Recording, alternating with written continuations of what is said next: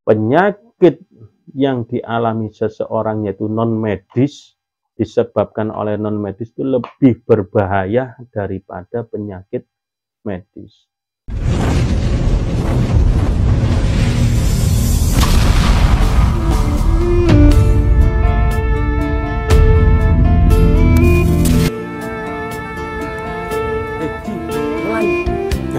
Mulai dah.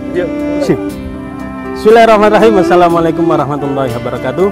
Jangan lupa like, comment, and share, apalagi subscribe. Dukung terus channel kami Riza Manisi supaya kedepannya agar lebih baik lagi. Dan jangan lupa kritik dan saran di kolom komentar kami untuk membangun kedepannya. Terima kasih. Assalamualaikum warahmatullahi wabarakatuh.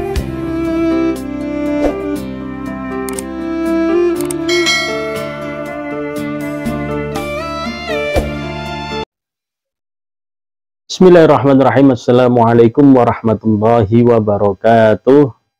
Alhamdulillahirabbil alamin wa bihi nasta'in wa ala umuri dunya waddin.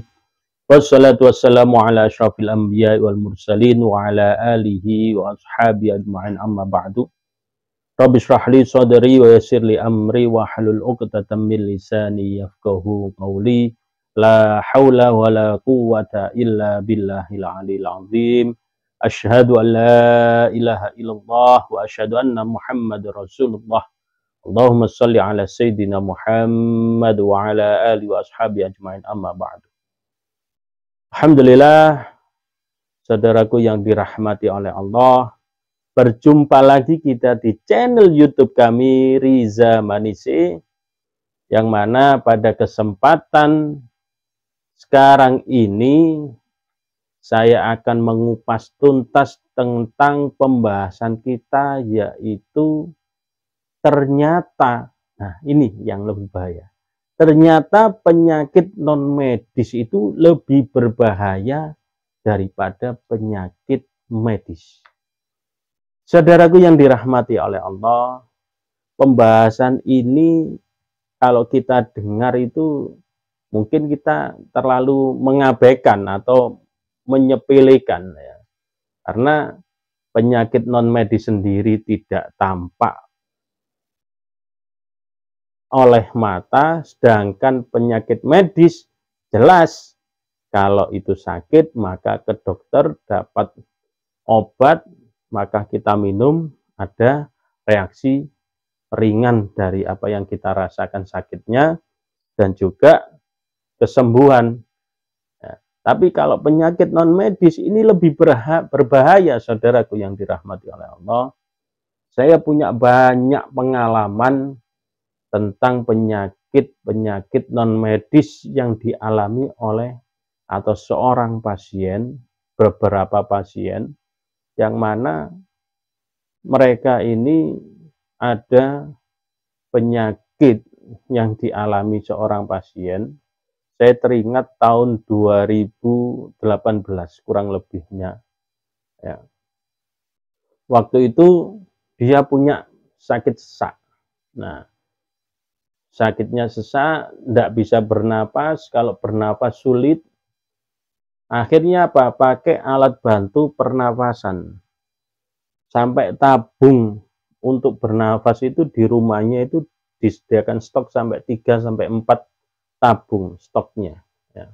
Karena tidak boleh sampai terlambat untuk menggantikan tabung gas untuk nafas ini, oksigen untuk nafas itu. Hampir 1 tahun itu pasien yang saya tangani ini, hampir 1 tahun itu selalu berobat ke dokter, berobat ke rumah sakit, sampai nginap di rumah sakit, dan tidak ada kunjung perubahan di dalam dirinya.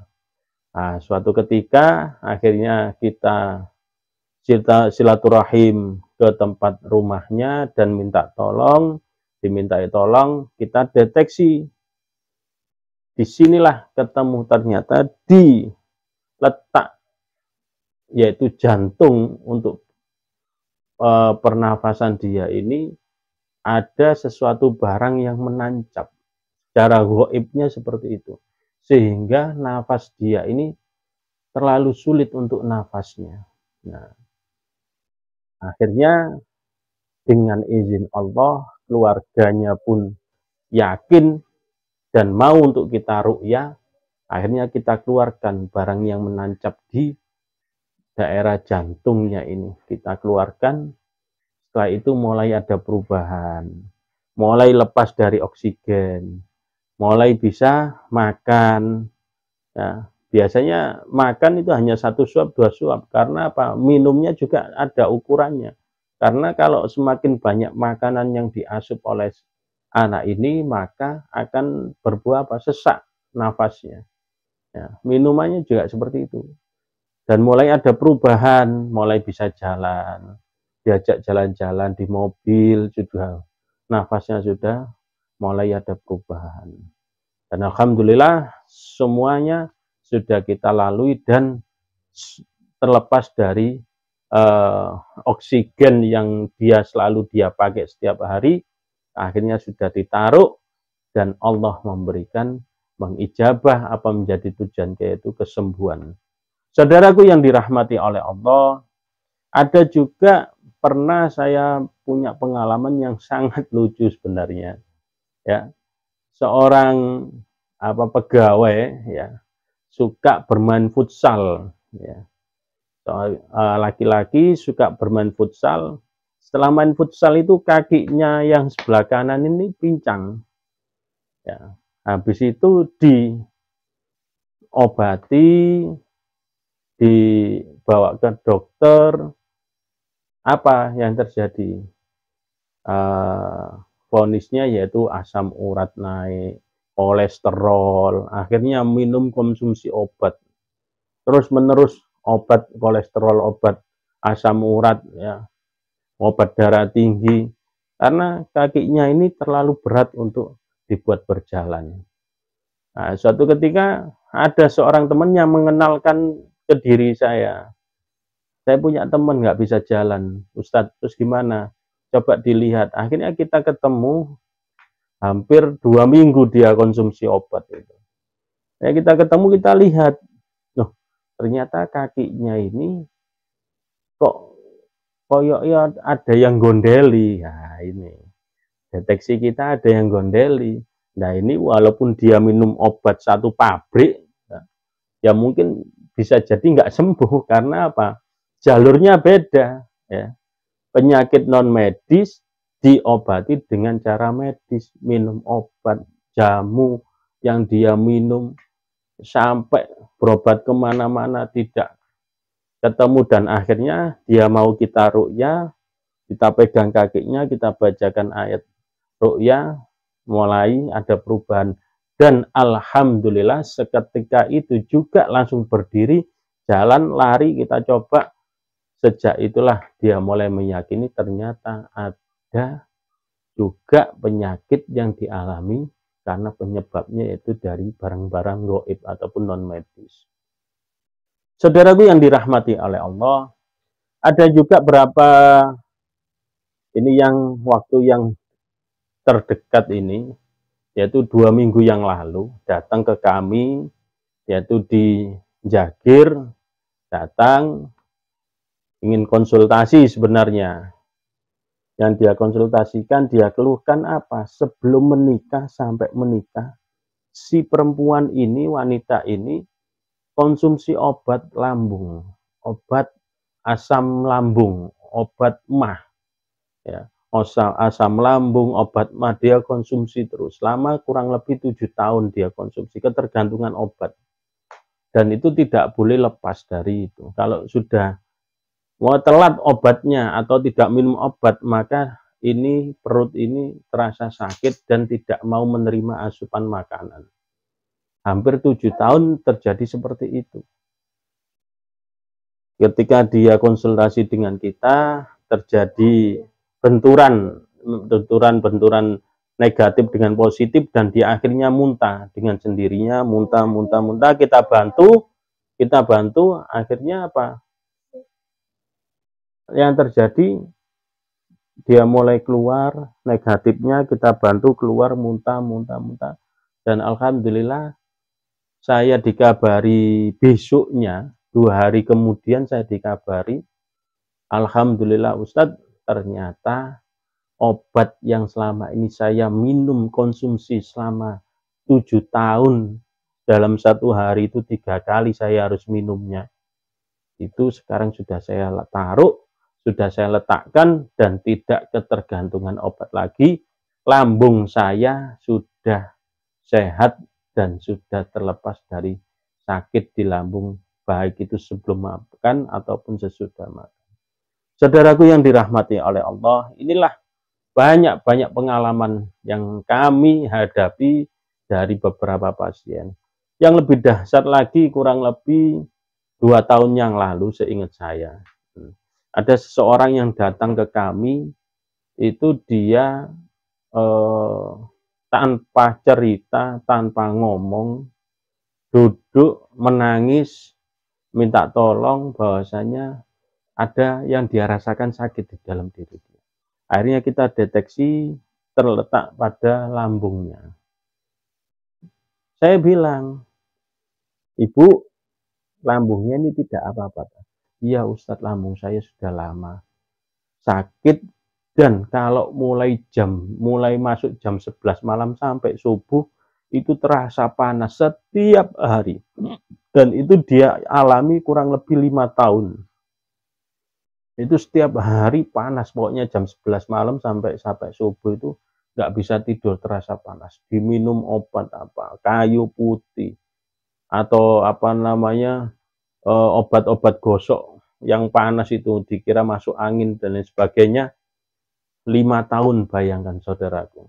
Akhirnya ketemu dengan kita, saya cek itu ada negatif dalam dirinya, akhirnya kita keluarkan, kita coba keluarkan, kita terapi dan mau, dan 2 kali 3 kali pertemuan alhamdulillah sudah normal, makan sudah banyak. Sebelumnya makan itu hanya incipi 2 suap 3 suap kenyang, makan lagi nasi 1-2 kali suap kenyang, seperti itu. Minum juga gitu, tidak bisa banyak, hanya sedikit sudah terasa kenyang, seperti itu. Dan alhamdulillah sekarang sudah normal, dan beliaunya sudah banyak perubahan dalam kehidupannya, tidak lagi konsumsi obat dan tidak lagi ketergantungan dengan obat-obatan medis. Oleh karena itu ternyata dari renungan setiap perjalanan dari pengalaman seorang pasien inilah saya simpulkan ternyata penyakit yang dialami seseorang yaitu non-medis, disebabkan oleh non-medis itu lebih berbahaya daripada penyakit medis. Saudaraku yang dirahmati oleh Allah, kenapa kok lebih berbahaya? Karena penyakit yang disebabkan barang non-medis ataupun hal yang gaib, baik itu kiriman ataupun itu memang unsur kesengajaan orang untuk ingin memasukkan dalam diri kita, ataupun karena penyebab yang lain, yaitu unsurnya non-medis, itu nanti suatu ketika terjadi apa? Penyakit medisnya lebih berbahaya lagi. 2 sakit yang akan dialami, sakit non-medis dan sakit medisnya. Karena apa? Bisa jadi penyakit non-medis ini menjadi penyakit medis dikarenakan apa? Terlambat diketahui. Sudah lama, sekian lama baru dia yakin dan mengambil pengobatan alternatif, yaitu penyakit non-medis tadi. Nah, akhirnya lambat tertangani, ada kurang lebih 2 pasien saya meninggal. Meninggal dunia, dan itu karena keterlambatan dalam menangani, sudah terlalu lama di dalam dirinya, akhirnya timbul sakitnya, yaitu penyakit medisnya. Saudaraku yang dirahmati oleh Allah, Ustadz, kira-kira bisa nggak penyebabnya non-medis bisa jadi penyakit medis? Bisa. Itu lebih berbahaya lagi, karena tidak terdeteksi dari awal. Keterlambatan, akhirnya apa? Biasanya timbul apa penyakitnya? Penyakit kanker payudara. Penyakit apa lagi? Yaitu usus apa namanya, kanker usus, ya. Penyakit apa lagi? Pokoknya penyakit-penyakit yang berat itu terkadang bisa jadi awalnya disebabkan oleh sakit non medis. Saudaraku yang dirahmati oleh Allah, inilah kadang kita tidak menyadari sejak dini, ya. Bisa jadi kena apa? Ginjalnya, ya. Sakit ginjalnya, ya. Kenapa? Karena terlalu lama mengkonsumsi obat-obatan. Baru ditemukan sudah hampir 5 tahun, 10 tahun baru berobat ke pengobatan ruqyah, secara ruqyah atau penyakit non medis, baru diketahui penyakitnya ini. Ya sudah terlambat, karena apa? Setiap hari konsumsi obat, akhirnya apa yang terjadi? Yaitu tadi sakit, timbullah sakit-sakit yang dialami, yaitu secara sakit medis. Kebanyakan obat juga tidak baik, bisa jadi jantungnya tidak kuat karena apa? Dosis yang dia minum terlalu banyak, akhirnya kena jantung koroner, apa jantung lemah bisa jadi, atau kena apa? Terjadi di daerah ginjalnya kena karena terlalu banyak konsumsi obat. Padahal sakit yang dia alami bukan dikarenakan awalnya yaitu penyakit medis, tetapi yaitu penyakit non medis. Saudaraku yang dirahmati oleh Allah, inilah ayo kita lakukan pencegahan-pencegahan di awal. Bisa jadi kita awalnya hanya konsultasi ataupun apa namanya sharing, ya, kepada seorang peruqyah siapa saja, ya, yang kiranya kita percaya. Tanyakan, sakit saya seperti ini, keluhan saya seperti ini, coba dicek apakah ada unsur penyakit non medisnya. Nah, seperti itu. Kalau memang ada apa solusinya, ikuti segala apa terapi dalam ruqyah itu sendiri, diikuti step by step, sedikit demi sedikit, ya, perjalanannya, caranya dan sebagainya itu harus diikuti langkah-langkahnya. Karena apa? Tidak semudah orang berpikir, walaupun itu non medis, alah gampang dikeluarkan, gampang tidak bisa, karena risikonya itu juga terlalu besar untuk bagi seorang peruqyah sendiri ataupun yang diruqyah. Fisiknya kira-kira kuat enggak dia, seorang yang akan diruqyah itu. Bisa jadi fisiknya lemah, akhirnya susah untuk kita lakukan proses pengobatan secara non medis. Saudaraku yang dirahmati oleh Allah, ayo deteksi sejak dini apabila kita punya penyakit. Bisa jadi itu dikarenakan penyakit non medis, paling tidak kita ketahui sejak awal, sehingga apa? Badan kita sehat, jauh dari segala bentuk penyakit, dan insya Allah langkah kita tidak sampai salah dalam mengambil keputusan dalam pengobatan, baik itu secara medis maupun non medis.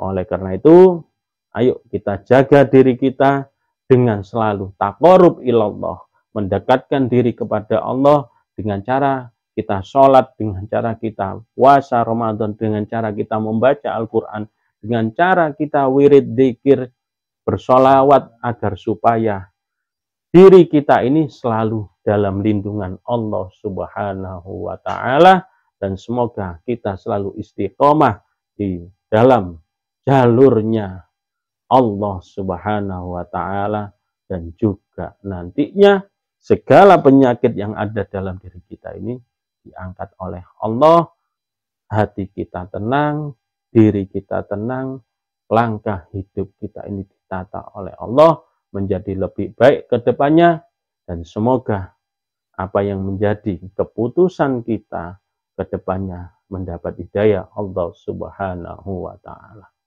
Mohon maaf apabila ada kesalahan dalam penyampaian, tidak lain hanya untuk edukasi pembelajaran agar supaya kita tidak lagi terperosok ke dalam lubang yang sama. Deteksi diri sejak awal apabila terjadi sakit dalam diri kita, akhirnya kita tahu apakah ini sakit medis ataupun non medis. Wallahul muwafiq ila aqwamit thoriq. Assalamualaikum warahmatullahi wabarakatuh.